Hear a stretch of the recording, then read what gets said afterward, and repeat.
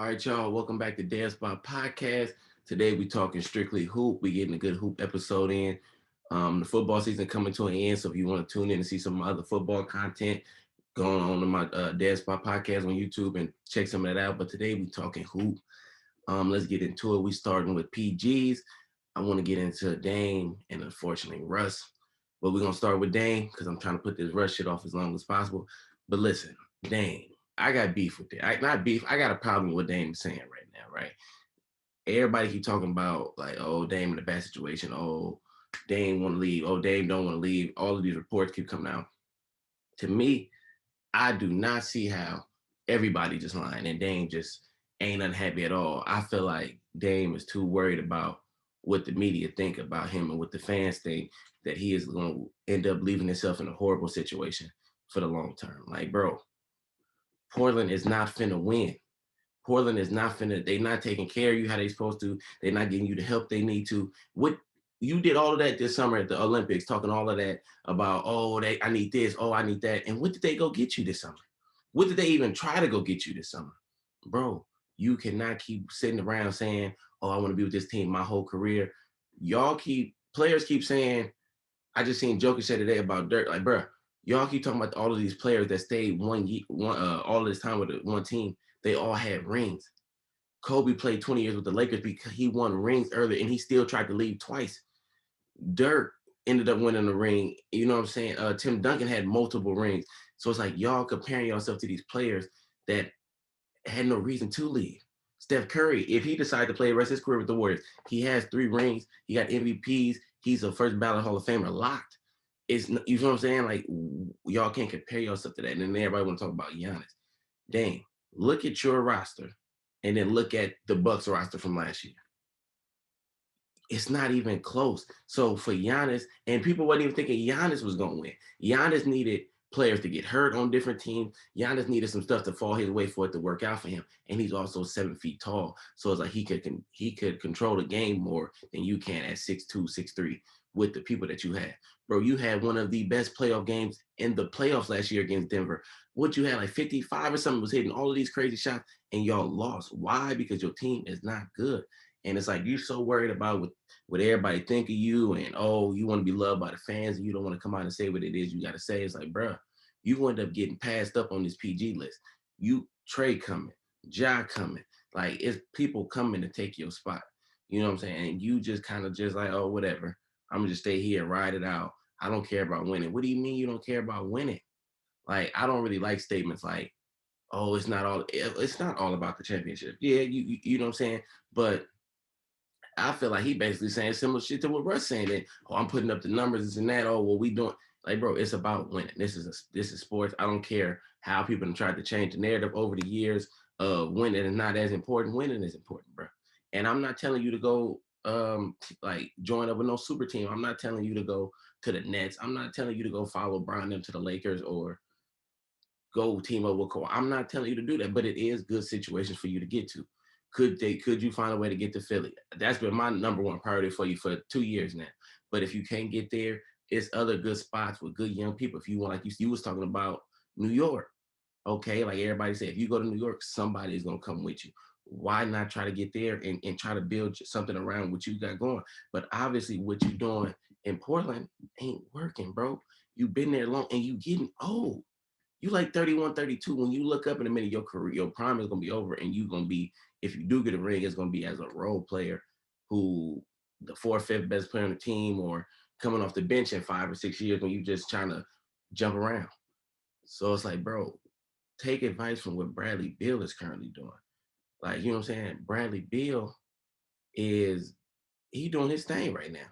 He handling this situation way better. In my opinion, Bradley Beal is handling his situation way better than Dame. At the end of the day, he's still saying he committed to his team, that he want to be with Washington, but he said he not signing no contracts. He not doing none of that until they can show him that they putting pieces around him, that they can show him that they have his best interest in mind. And that's how you got to play it. If you took anything from what Brian did, and the biggest lesson Brian had for people when he did the Miami thing, or even when he went back to Cleveland, was to take control for yourself. KD did the same thing. So it's like, we're not signing these 4, 5 year contracts no more. We signing the 2 and 1. We signing the 3 with 3 and 2s.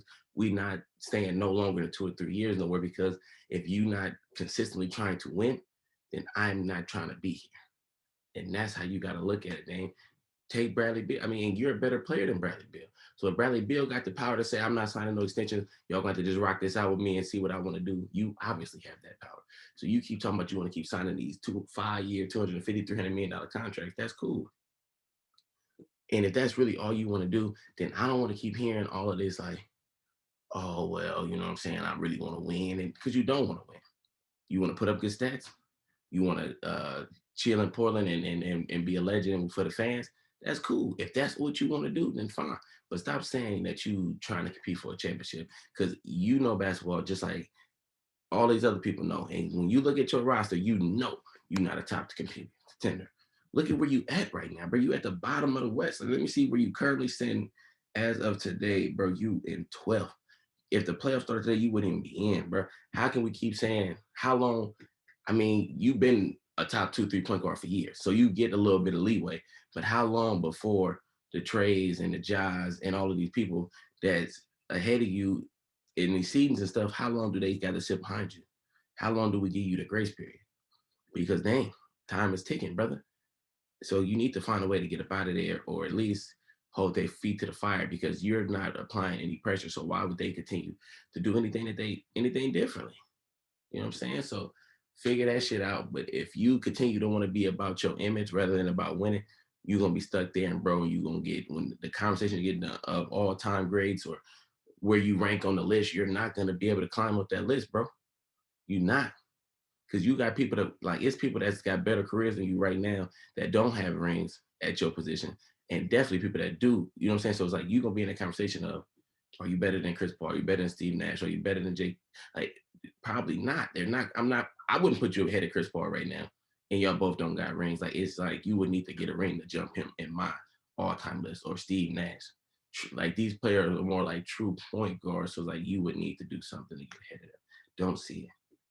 But moving right along to my boy Russ. Yeah, Russ. People that know me know Russ, one of my favorite players. He's been one of my favorite players for a long time. Like, I you know what I'm saying? I really do. I just love his tenacity. I love the way he attacked the game. I love the way he played balls to the wall. But I mean, these last few years, obviously he getting older, and a lot of fans, like, I feel like a lot of Russ fans knew as he got older, it was going to be harder for him to continue to play at a high level, because he can't shoot. He's sporadic, you know what I'm saying? His decision making not always the best. So as his athleticism is starting to wane a little bit, it was gonna obviously get tough for him. But I didn't think it would get this tough. But I'm not even just here to talk about his play or like the numbers and the turnover. I'm just mainly wanting to talk about like the mindset, like, you know what I'm saying? And I know like the wide nine shit was like when he was on point and when he was doing his thing, but like now it's kind of like it's taking you in the wrong direction, bro.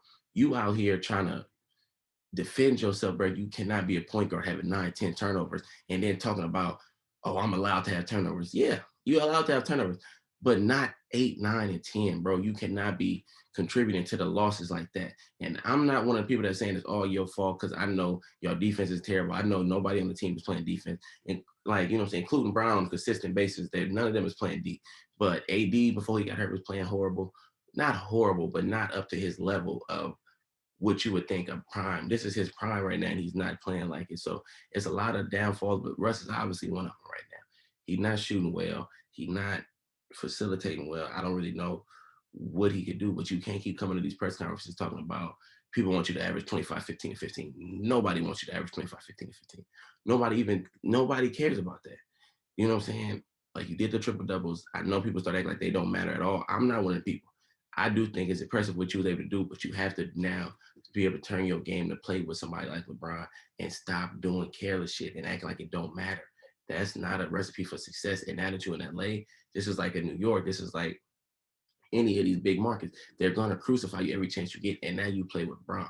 So once you play with a player like Bron or Brady or any of these type of great players, it's going to be a lot of scrutiny on you. So you got to be willing to take it. You know what I'm saying? I don't really know. I was disappointed. I mean, I need you to get better. Right? I need your mind to get better. Like, the play, it is what it is at this point. You know what I'm saying? Like I said, the athleticism is starting to wane, so it's only so much you really gonna be able to do out there. But you can't keep coming to these press conferences sounding like a sucker, bro. That's not cool. Because how the hell am I supposed to defend you and you on TV sounding like a sucker? Oh, I'm just, what I'm saying, I'm doing me. It don't matter what I. Yes, the fuck it do, bro. Yes, it do. Just like it matter what Brian do, just like it matter what AD do, just like it matter what Melo do. It matters what you do when you're one of the better players on the team, and you having 10 turnovers, and you're the point guard. That should almost be unheard of for you to be a point guard and have 10 turnovers or 9 turnovers. Like 3, 4, 5 turnovers. Okay, 3 or 4 maybe. Like y'all high usage players. I think Brian averaged 3.5 his career. Harden averaged 3 something. I think Curry averaged like low 3, maybe high 2. It's when you had a ball in your hand that much, you're gonna turn the ball over sometimes. But 8, 9, 10, I can't get with that. I can't even begin to defend that, bro. It's like you just doing shit that don't really make no sense. I can't get with it. But I'm not gonna harp too long with it because, like I said, you're my dog. I got love for you, but you got to get your shit together, Russ, bro. I can't keep defending this. You playing horrible. Y'all look bad. I can't. I can't. But let's go on and transition out of that. A few weeks ago, the Pacers came on and said that they was ready to make they was ready to make clean house. They was ready to make some trades. They wanted to get some bonus out of there. Turner, Levert, boom, bet. So we could talk about like best fits for them. I do feel like for the Sabonis, I would like the Suns. I would like him to go to the Suns. I feel like they could use another low post scorer. They got the 3D guys. They got the big and Aiden. So with Aiden down there, kind of like how they got Turner right now, he doesn't. Sabonis ain't got to do too much down low because they have him. You got a point guard. You could do the go one way pick and roll with the with Aiden, Chris Paul. Oh, you don't want that coming off the other way. Pick and pop with Sabonis, with Book in the corner going to work. It's a lot of different options. The Warriors. I talked to a few Warrior fans. I'm gonna have Reggie on again, my brother Reg, at the end of this week. He wasn't really that excited about the Warriors, but I think it's still a good fit. I like what Sabonis can bring to the table. Any team that got good team defense, like the Suns, like the Warriors, would be a good fit for him. I feel like because he's not a great defender, but he can get buckets. And if you got everybody around him doing what they need to do, and he can fit in. But Reggie gave me a sleeper, and I don't know how to think of this, but my team, Miami, like I love Miami Heat. D Wade, my favorite player, he on the wall. I didn't even think about them, but that would be a good fit for us too, because we got Bam. We could use some more low post scoring, and what he could do with the pick and pop with him and Lowry, Jimmy Butler. I feel like it was even Jimmy Butler and him pick and pop. You know what I'm saying? Like I feel like we'd be good fits for him. As far as Turner and Levert, Dallas need to be on the phone calling. Luka need more support. KP finally coming alive. We could talk about him in a second. Hardaway been doing his thing, but if you could find a way to add Levert and Turner, oh my God, and find a way to keep them. So we're looking at a lineup of Luka, Hardaway, Levert, KP, and Turner. That's nasty. Now you got two of the top rim protectors at the rim. You got KP can play outside more, and it's comfortable because he got Turner down there. And also you get Levert, another guy that can create. Tim Hardaway Jr. is good, but he's more catch and shoot. If he like pump fake, get you off the 2 dribble pull up, or if he pump fake and get you, he could get to the rim and rise, but he's just not a consistent shot creator. Levert, I feel like is better at getting his own shot at will. So that would really help us, not help us, help Dallas take that next step. Now, I don't know if they can make that work. I don't know if they would have to give up Hardaway to get Levert. I don't know if that's really beneficial for them just based off how good Hardaway play off of Luka. But if you can find a way to get them, I feel like Dallas, I don't really have another situation for them that's better than that. But the thing about the Pacers that's kind of interesting is they named them 3. If I was calling the Pacers to try to get a player, none of them is who I would be calling for first. Brogdon is their best player, in my opinion. Sabonis is their best player, but Brogdon is their best piece. Brogdon is the piece that you could plug in. He could go to literally any other one of the 31 teams and make an impact right now. He could score. He could play the point if you need him to. He could play the off guard. He could guard the point guard. He could guard the 2 guard. He could shoot the 3. He went 50. Didn't he go 50, 40, 90 a couple years ago? Either he went 50, 49 or he went like 50, 40, 49 or something. He was right there on it. I think he missed about like a shot or 2, but he has turned himself into a pretty good 3-point shooter. He's an all-around good piece. I don't even have a best fit for him because, like I said, any team can use him. Any team can bring what he got to the table. So in my order, Brogdon, Sabonis, And then Levert and Turner just kind of depend on, do you need a wing or do you need a big as far as importance. But Brogdon is way more of a key asset. I would love to have him on my team. If the Heat, anybody, the Suns, whoever pick him up would be cooking. But I don't know. I will see where they end up, the four of them. But I really do feel like that somebody needs to be calling about Brogdon. But let's keep it rolling. This is something I wanted to talk about. I've been wanting to talk about this for a long time. Just ain't never brought it up. When you look at the Lakers and you look at the past and you go, oh, okay, like the Lakers got cheated out of a ring. People always tell you, you know what I'm saying? When the whole situation with the Chris Paul thing and they supposed to trade for them and do all of this, right? People always say they got cheated, but what people don't really understand is David Stern was acting as the New Orleans owner because they didn't have one at the time. So when they got him out of there, David Stern said that that's not a good trade for us as a franchise. He didn't do that as the commissioner and just was saying that to spite the Lakers. Why would they want to spite the Lakers? The Lakers winning is good for the NBA. The Yankees winning is good for baseball. The Cowboys, if they could ever get their shit together, would be good for football. If certain franchises, the Knicks and who, if the Knicks could ever get back good, that would be great. If they could get a Knicks Lakers championship, they would be in heaven. So it's like you can't look at that and say they did that. He did that as the owner of that team. But if people say they got cheated out of the ring, I'm here to tell you, if Chris Paul get traded to the Lakers do not win a ring with Chris Paul there. Where do y'all get that logic that they was finna go win a ring? Look at what they was getting up. They had to give away Paul, Powell. I mean, they had to give away Bynum. They was not going to be that good. They was going to bring out a starting lineup of Chris Paul, Kobe, Meta, who was hurt most of that first season. That then the season he would have been the lockout year, would have been hurt. You would have had Bynum and maybe Matt Barnes. So it's like that wouldn't have really put them over the top, in my opinion. Because when you look at it, during that same time, the Heat had just came off the loss to Dallas. LeBron was locked in. D Wade and LeBron had just came to the agreement of, okay, LeBron, if you're gonna be the best player on the team, I'm gonna be the second best player on the team. We're gonna work this out. There was no stopping the Heat that lockout year, bro. Brown was too locked in. D Wade was still healthy. It was a lot working in our favor that year. We was not finna lose. So that first year, it would have been cookies for them. We would have beat them. I still don't even know for sure if they would have beat the Thunder with that lineup. I mean, Chris Paul and Kobe, obviously phenomenal. Probably the best guard duo in the league if they get together. But a hurt Meta World Peace who was limping into the playoffs. Just tried to come back. I don't know if he played every game in the playoffs when he got there, but he was limping into the playoffs. Matt Barnes, who was not all of that.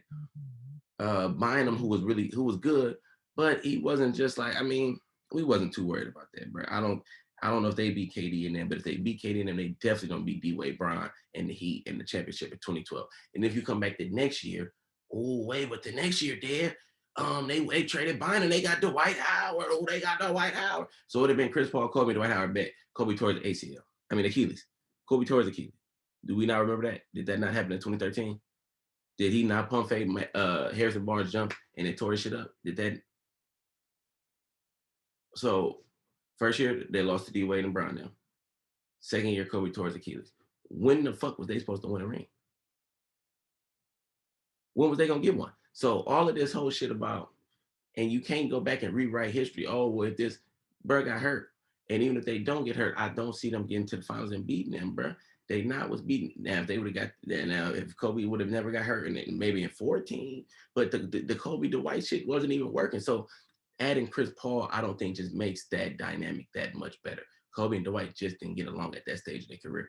And Chris Paul was a lot like who Kobe was as far as the mentality go. Nowhere near, I'm not talking about the talent, the gameplay, none of that. I'm just talking about the psycho mindset of killer. Like Chris Paul is like, he cut from that same cloth. He don't really get a lot of respect for it, but he's definitely like that. So it's like if Kobe was having trouble with Dwight and what Dwight was doing, you don't think Chris Paul would have been on the same height? You don't think he would have been like, bro, what you sophist? It would have been the same shit. So it's like to say that they would have came together and won. I know people like to rewrite history. I know people like to say, oh, this team, if this got together, there's a lot of teams in history that if they come together, oh, they could have won a ring. Hey, maybe, but is it realistic? Another situation would be like Orlando. You know, they're saying they could have got Tim Duncan, Tracy McGrady, and Grant Hill. Grant Hill was already hurt. So you got T-Mac and TD. Do they beat the 01 Lakers? No, probably not. But it sounds good to look back and say TD and T-Mac together. Oh, that's a deadly combo. It is, but Kobe and Shaq was also fucking deadly too. So you got to just be realistic on what was going on in that history time, not just throwing some shit out there. So, like I said, the Lakers, that is one of the biggest myths in NBA history.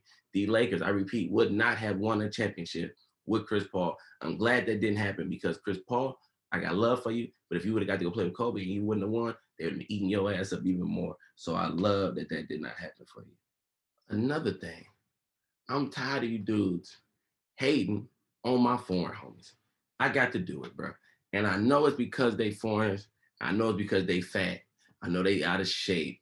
I know they don't look like they supposed to be hoopers. But bro, we got to stop. I got to stop going on Twitter and seeing this Luka and Jokic hate. The shit is getting out of hand, bro. Y'all acting like Jokic is not one of the best players in the league, or he didn't deserve his MVP last year, or if Jamal Murray was playing and they had a little bit better record, he would be probably the favorite for MVP right now. He's the first player in history to average over 26 points, 13 rebounds, and seven assists in the season. That's never been done. We've been doing this game for a long time now, and he's the first person to do it. Luka is a generational talent, bro. I don't care if he's not as fast. Like I told y'all on my first ever episode, Luka is baby Bron. It's just what it is. I don't care if he can't jump like Bron. He had never jump up in the air and hit his head on the back of the backboard. That's never a dream that he'd have in the middle of a live game like Bron. So I'm not talking about from that. But as far as the IQ, the mind, the passing ability, the scoring ability, the rebounding, nobody else brings to the table what Bron did other than with Luka.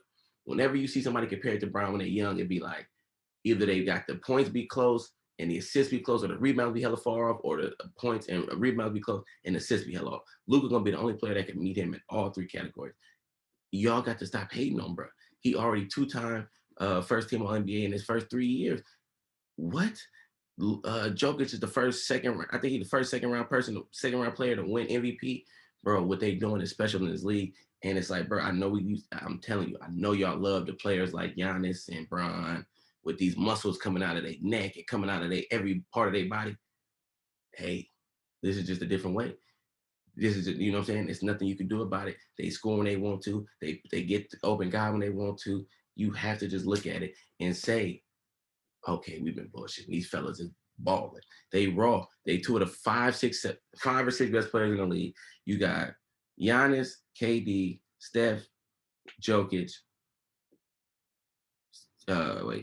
Giannis, KD, Steph, Jokic, probably Bron, and then Luka probably. Them the six to me. Now, however you want to add them up, however you want to put them in order, that was your six names. You do what you want, but them probably the six best players in hoop, bro. And it just is what it is. They up there, they taking over the league. Hey, I don't know what to tell y'all, bro. I do not know what to tell y'all. Let's keep it rolling, though. AD, I know you heard right now. I was supposed to do this episode a little while ago so I could really get on your ass, but I'm still gonna get on your ass, big fella. You should be ashamed of yourself. I'm not gonna spend too much time on you, but you should be ashamed of yourself. Brian, in year 19, and he still clearly is better than you. He is still clearly their best player. He is still clearly the catalyst of that team. What's up, bro? You is the first player that's in prime position to take it from him. D Wade was a little too old when they after a couple years to take it. Kyrie was still a little too young. He was coming into it, but he was still too young. You're prime in your prime with LeBron in year 19. This should have been your team. I thought after y'all won the ring, you was gonna come and take off. You have not done that, buddy. You aren't even in the strain. People were saying you was better than Giannis. You're not even in the same stratosphere as Giannis right now. You're not even a top 10 player, let alone close to Giannis. And you might be more talented than Giannis. You could do just about everything Giannis could do with a little bit more shooting ability. And you're not close, buddy. You're not, no, it's not even up for discussion. You need to be ashamed of yourself. You need to get in the gym. And I know you said that you had nothing to prove after you won that ring, but goddamn, can we get something? You ain't got, it's really that serious with you that you ain't got nothing to prove that this is how you coming out. This is how you performing, bro.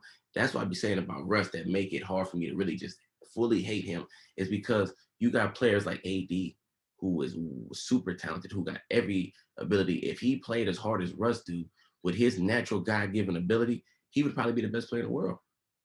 Anthony Davis with a Russ motor, with a Kobe-like, Jordan-like motor, he would be the best player in the world. But he don't have it. It don't click every night for him. So that's why players like him, they make me can't fully turn on Russ because Russ plays so hard. And these other guys just, Like I said on the other pod, he need Bron, he need Rondo to keep him upbeat. But now they just got rid of Rondo, so just Bron. I don't know. I don't see the Lakers getting out the second round. You know what I'm saying? There's no way to get out the second round because right now they're clearly not on the same level as the Suns. They clearly not on the same level as the Warriors. That's the class of the NBA right now, and definitely the class of the West. Utah, I don't believe in them still. They still frauds to me. I'm not falling for it. But the Suns and the Warriors, unless somebody get hurt or unless some bad injuries happen, I definitely see that being the Western Conference Finals. And there's no way. I think the Suns or the Warriors, no matter who they get, the Lakers, I think they get them out of there 5, bro. I don't care if AD back. I don't care what's going on. They got too much. It's just not a good team. It's just not a good team. They got it there at 5. And I'm only not even saying I wouldn't. And the only reason why I'm not saying they're not gonna get swept is because I respect Brown too much. I know people think I don't really fuck with Brown. I do fuck with Brown. I just don't fuck with a lot of y'all, his fans. But Brown a cool dude, bro. I would never say he getting swept by a team that's not wasn't them Warriors with KD and Steph and them. So other than that, he not gonna get swept, but he not getting past neither one of them, bro. That's cookies. That's over. Let's keep it rolling. Let's talk about first. Let's touch on my boy first. Shout out my brother Marty, man. Shout out your Spurs.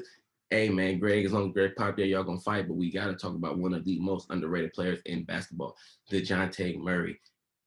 I don't know what's going on, why he not getting no attention. He's like literally a triple double watch every night. He keeps them in game. He's one of the best perimeter defenders in the league. What he bring to the table is nasty. If he could get on a team that wasn't as bad as the Spurs, or not even as bad as the Spurs, but that was doing a little bit better, he would be national news. Like I know they're not doing that well right now. His team not that good around him, but you got to look at what he brings to the table, what he is as a force, and as somebody that's special. I tell you right now, the boy averaging 17, 8, and 8. The only other players averaging more than 15 points, 8 rebounds, and 8 assists in the NBA this year is James Harden, Russell Westbrook, Luka Doncic, and DeJounte Murray. Well, he only 4. I'm gonna repeat them again. James Harden, Russell Westbrook, and Luka Doncic. Luka Doncic has been doing it for the last 3 years. Russ averaged triple doubles for 4 years. Harden came close to averaging triple doubles. So these are 3 of the most versatile players in the league, and then you have DeJounte Murray. Y'all cannot look at what he brings to the table and just sleep on it. It's like, and he's still a super young player. Like he still got more to grow. He still got more time. I would be looking at him as a great trade piece if I was somebody to try to get out there and get him because he one of the most quietest kept. He one of the best gems out there. You always talking about people like THT, and you got people like him that could really come and make a difference on the team. That can really come in and turn some shit around. But 17, 8, and 8 is nothing to just snuff or act like ain't a big deal. Like, bro, he big time, big time. And he gonna keep getting better, bro. And we not gonna keep this too long. I don't like to make my hoop episodes too long. But the last topic I want to touch on is Kyrie Irving, man. We got to talk about it. I think today is Tuesday. He come back tomorrow and make his debut. Did Kyrie Irving win the battle with Kobe in the NBA? I mean, you got to say, yeah. I mean, the Nets gave in, but the thing is, the Nets had to give in, bro. Like at the end of the day, this is what I always tell people, the difference between football and basketball. The NBA is player driven 100%. It's not 90-10. It's not 50-50. It's 100% player driven. Whatever you want to do, if you're a star player, if you have established yourself as somebody in this league that's a top 15 to maybe 20 player, depending on how popular you are with the fans, you can do whatever you want in this league. I'm telling you, it's nothing that they cannot do. Kyrie Irving, I'm sure he was sitting back knowing at some point they was gonna fold. They had to. They're not that good without him. Their team was built for them 3 stars to do what they did, to score the points, to do what they got to do. They not built to not have one and be out and it's frantic like that. So they need Kyrie Irving back. And the thing is, I think it's too late for them to do it now. But I was realistically saying, like, I felt that they should have tanked out of the top 4. If you got to hear me like this, like, look, everybody say home court advantage it do matter. I'm not one of them guys that say no matter at all. But think about it. If one of your 3 best players could only play road games, what advantage is having home court advantage if one of your best players is sitting on the road? Why not go get 4 road games when you have KD who's Some people say he's the best player in the world. I got him ranked number 2 right now. You got Harden who been around. You got Kyrie that have made big shots and they have been in big games. Why would you be worried about them being on the road? Why would it be a problem?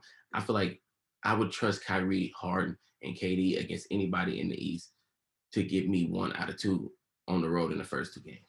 Now you got to come back KD and Harden and try to at least split or do something, but I would rather take a chance to go in game 7 and go into their house with Kyrie than them come to meet without Kyrie. Now that's something that a lot of people might not agree with, but hey, bro, home court advantage is not more important than Kyrie Irving is.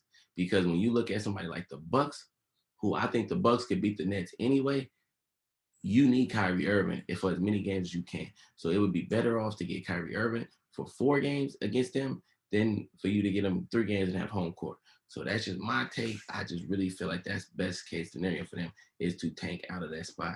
It's not, hey, they currently in second. The Bulls got it. Let the Bulls have that first pick. I mean, first overall spot. It don't really matter, bro. The Bulls is frauds. Y'all definitely ain't got to worry about them. If y'all could get to 4 or 5 and then see them in the second round, y'all watching them, even if Kyrie don't play at all. So it's like, bro, why not just keep falling?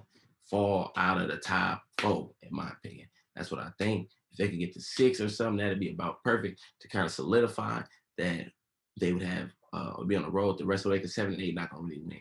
If you get to 5, 6 might could find a way to win and mess up your whole little plan. But 6 would be about perfect. 5 or 6. I don't think they're gonna do it. I don't think they pride to let them do it. I don't think it's kind of hard to like tank out of them to do that, but that's what I would be aiming for because Kyrie Irving is a special talent, and him, James Harden, and KD could beat any of these teams in the NBA. They could beat the Warriors. They could beat the Suns. If Kyrie Irving was playing fully and it wasn't none of the vaccine, if he had the vaccine and could play all the games, or if he was just in another city like Bill is in DC, they would be the favorite still to me. And that's also another thing that's not fair. And then like I got the vaccine, but a lot of people say, "Oh, it's not fair," which is not. If Bradley Beal ain't got to get it because he playing Washington, he can still come to New York and play. He can still go to the Warriors Stadium and play. That's unfair, bro.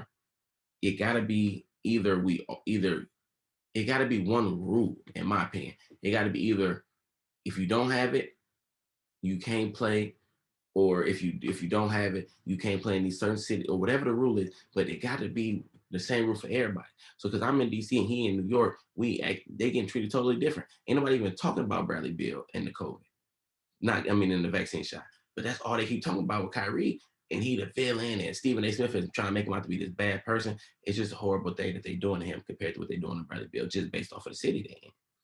So, you know what I'm saying? That's my take. I'm gonna have my boy Reg on later on this week. We're gonna discuss the Kobe Chris Paul thing. We're gonna get into some of our preseason predictions. We're gonna get into Suns Warriors, because I'm telling you, no, we'll say it for him when he come on. We're gonna get into that, and we just gonna talk it up, man. We just here to talk hoop, man. It's just a few topics that was on my mind. If y'all ever got some topics y'all want me to discuss, talk to me. Let me know what's going on. I'm here. Like, subscribe, comment on YouTube. Thank you for tuning in.